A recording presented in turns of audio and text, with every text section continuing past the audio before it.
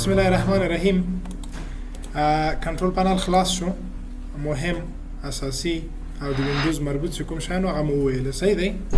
کوم شی که پاتې کېږي لکه مثال نیټورک ان شیرینګ دی، د په ډي آی ټي کې تاسې عملي وایي چې څنګه څو کمپیوټر سره کنیکټ کوئ، نیټورک جوړوئ. سمه ده. فولډر آپشن کې ما تاسو ته ویل چې بعضې آپشنونه پاتې دي، هغه په ډي آی ټي کې په تفصیل سره وایي چې بیا اډوانس سی آی ټي ده په ډي آی ټي کې یو مشنی. صحیح دی. بیا دغه بعضې تاسې په تفصیلي وایي، په سی آی ټي کې همدومره دی.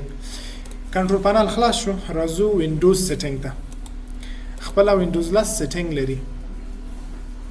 سیټینګ یې داسې هم راتلی شي. ښی کلیک پرسنلایز او دلته تاسو هم باندې کلیک وکړئ، مستقیم تاسو کوم ځای ته بیایي؟ وینډوز سیټینګ.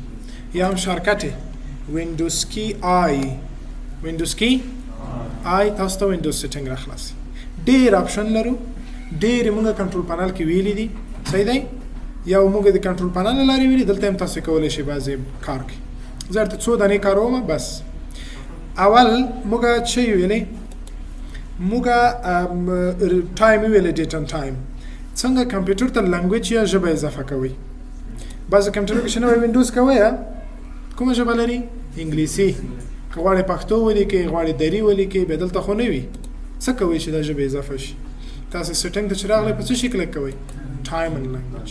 ډیټ ان ټایم موږ وویلې، ریجن هم وویلې، لنګویج پاتې و. لنګویج باندې کلیک وکړئ. دلته راشئ څو ژبې لرو؟ 3. زه دا بعضې ډلیټوم.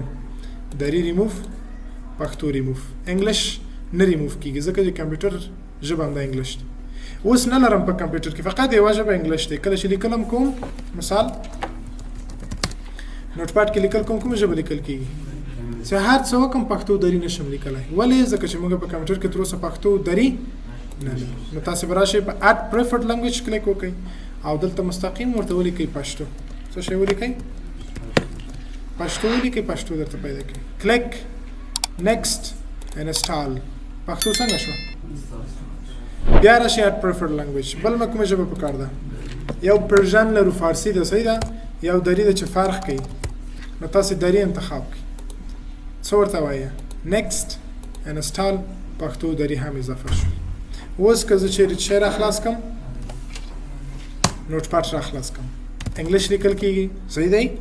راشئ لاندې دلته کلیک وکړئ، پښتو ته یې چینج کړئ. اوس شی لیکل کېږي، پښتو لیکل کېږي. راشئ په دري باندې کلیک وکړئ. اوس شی لیکل کېږي، دري لیکل کېږي. سر خلاص شو. په دې رقم تاسو کولی شئ په پښتو، دري، انګلیسي ټولو ژبو لیکل وکړئ. دا له دې ځای نه تاسو ژبه انتخابوئ. خو څنګه وکړو؟ د شارکټ له لارې ژبه خپله چینج کړو. اوس کومه دی؟ اوس دري دی. غواړم مثلا ژبه تغییر شي، آلټ شفت، آلټ شفت. وینئ؟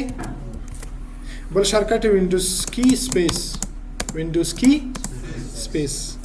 کومه ژبه غواړئ؟ انګلیش. اوس انګلیش. بیا راشئ وینډوز کی سپیس. کومه ژبه؟ پښتو. اوس پښتو. سر خلاص شو. په دې باندې په دې رقم تاسو کولی شئ ژبه اضافه کړئ او بیرته د ریموو آپشن په واسطه یې ډیلیټ کړئ. دا په سیټینګ کې ډېر مهم آپشن و. بل په اکاونټ کې درته څو مثاله کار کوم. موږ اکاونټ وویل، یوزر اکاونټ په یاد هم دی. څنګه یوزر جوړ کړو، سټنډرډ وي، اډمین وي، پاسورډ ورکړو، پاسورډ ډیلیټ کړو، دا ټول زده کړه. همدغه یوزر ته غواړم زه پاسورډ چینج کړم. مثال پاسورډ یې تغییر کړم، پین کود ورکړم. صحیح دی. لکه ټلیفون کې هم لیدلی دي، اوس ټلیفون نه فنګر دی، یا مثلا پټرن لري، او بل پاسورډ حروف او عدد څو رقمه. کمپیوټر هم همداسې څو رقم لري، فیس لاک لري. نو دا چې شو در ما یوزر دی، دا عکس دی. که عکس تغییروي لاندې لیکلي کیمره. صحیح دی. کلیک کوئ، کیمره را خلاصوي، عکس دی واخله، مستقیم هماغه عکس چیرته کېږدئ؟ د پروفایل باندې. که عکس نه اخلي څه ورته وایي؟ براوز فار ون. یو ورځی خپل فولډر ورته انتخابوي، یو مشخص عکس پیدا کوي، ورته چوز پکچر. بالاخره ستاسو پروفایل څنګه کېږي؟ عکس یې چینجېږي.